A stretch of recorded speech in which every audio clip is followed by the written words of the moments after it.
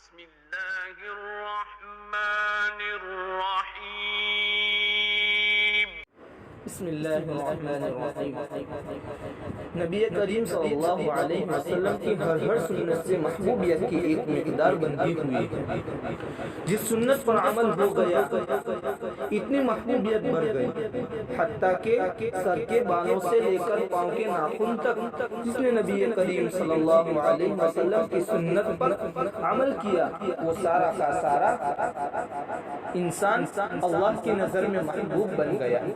اب یہ معاملہ ہم پر ہے کہ ہم کتنی سنتوں کو اپناتے ہیں اور اللہ رب العزت کی نظر میں محبوب بنتے ہیں۔